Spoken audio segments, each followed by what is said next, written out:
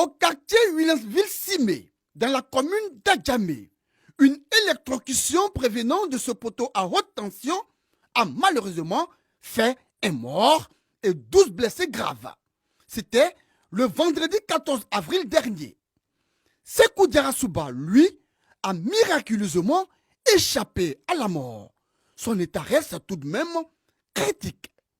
On jouait au comité, on a joué pour une les messieurs sont venus m'appeler, qui est venu les aider pour soulever Bacha.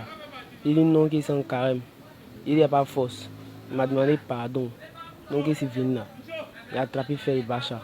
Mais mon ami qui est décédé, lui il a attrapé au côté.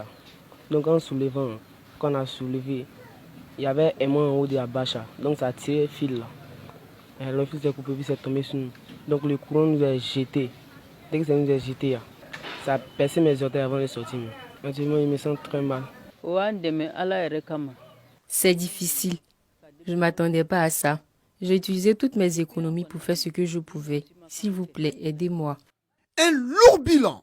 Et oui, un lourd bilan. Un mort et 12 blessés.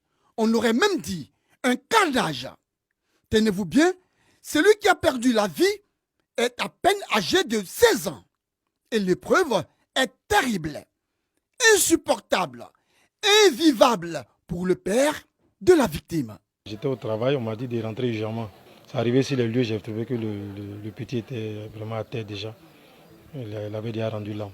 Dire comme on appelle au revoir à un enfant matin, vraiment pour aller au travail, on a ce soir et puis vraiment t'appeler et puis venir trouver que vraiment il a rendu l'âme comme ça.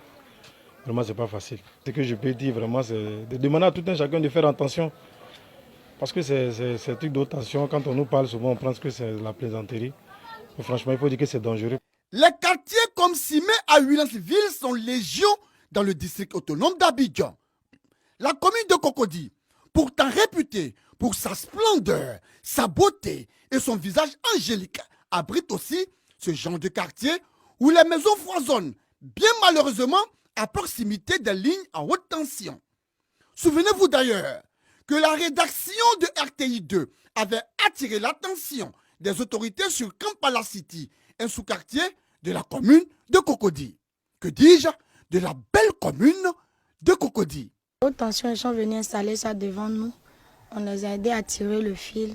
Ils sont venus causer avec nous, nous dit qu'ils vont venir placer les nouveaux fils, on n'a qu'à les aider. Donc la population aussi est sortie, les aider à tirer le fil. Nous sommes là il y a très longtemps. Il n'y a jamais eu de panne d'haute tension pour dire ça va nous effrayer, non. Les habitants semblent toujours ne pas être inquiétés par le sinistre que peut engendrer une haute tension.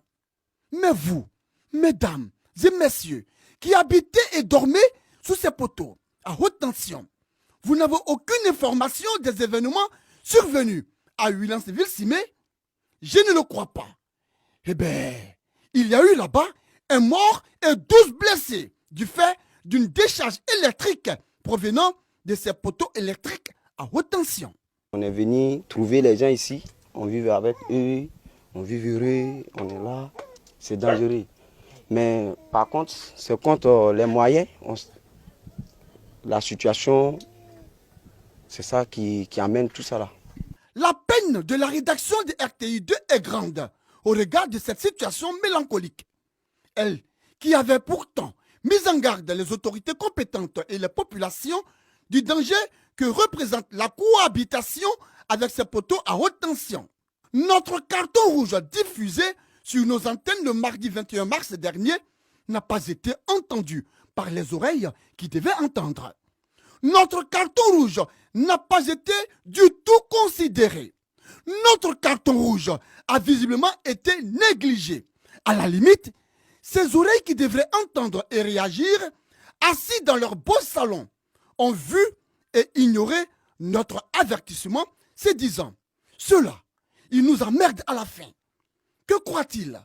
Merde là. Oui, merde vous avez dit. Mais il y a eu malheureusement un carnage à Williamsville-Simé. Un mort et 12 blessés. Nous, on n'a pas le choix. On n'a pas coin pour aller. Donc, on est obligé de nous donner à Dieu pour se mettre dedans.